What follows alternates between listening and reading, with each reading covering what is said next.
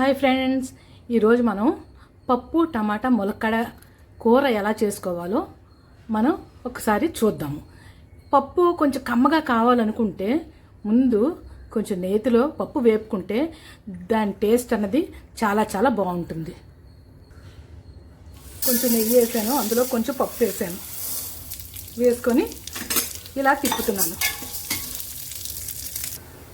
ఇలా ఎర్రగా వేగిపోయిన తర్వాత పప్పు దీనిలో మనం కొంచెం దీన్ని మనం కొంచెం కడిగేసి కుక్కర్లో పెట్టుకుందాం.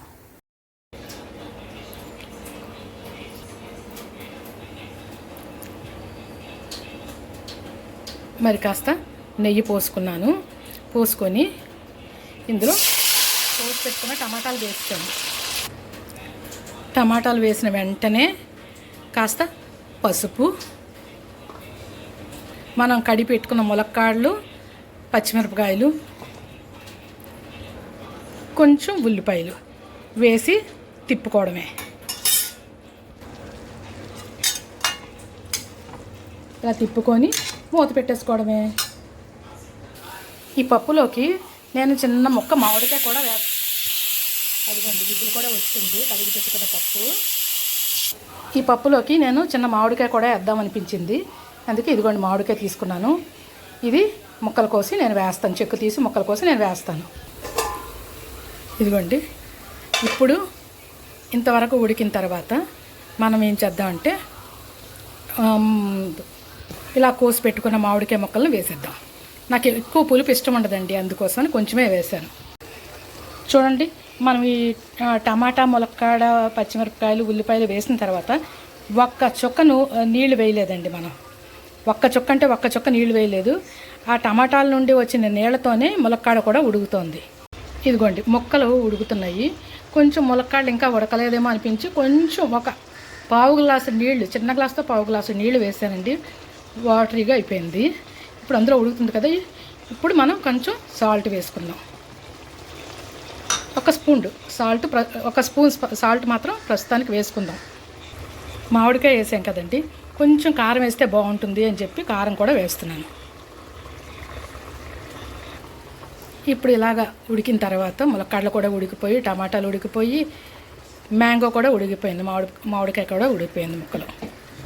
ఇప్పుడు మనం వేపి ఉడకబెట్టుకొని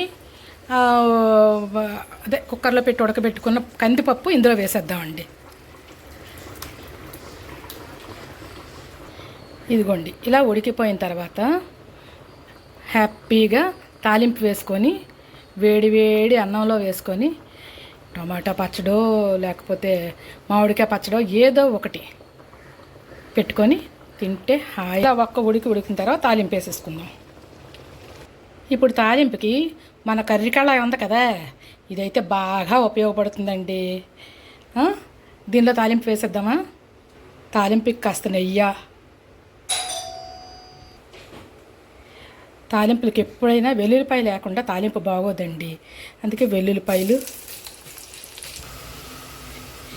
ఇదిగోండి, వెల్లుల్లిపాయ ఇంతవరకు వేగిన తర్వాత ఇప్పుడు పోపు దినుసులు వేద్దాం.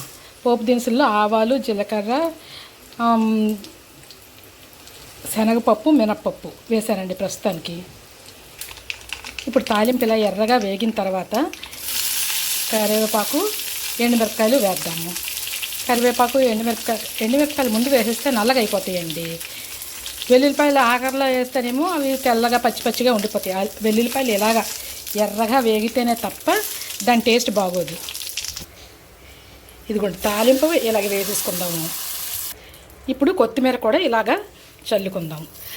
వేడి పప్పు, టమాటా, ములక్కాడ, మామిడికాయ కర్రీ రెడీ అయిపోయిందండి. అస్సలు తింటే ఎంత బాగుంటుందో చెప్పలేం. మీరు కూడా ఒకసారి ట్రై చేయండి. చూడండి ఎంత కలర్ఫుల్గా ఉందో. మీరు కూడా ట్రై చేసి ఎలాగుందో కామెంట్ చేయండి, షేర్ చేయండి, లైక్ చేయండి, సబ్స్క్రైబ్ కూడా చేయండి. చాలామంది చూస్తున్నారు కానీ సబ్స్క్రైబ్ చేయట్లేదండి, సబ్స్క్రైబ్ చేయండి. ఉంటా ఫ్రెండ్స్, బాయ్.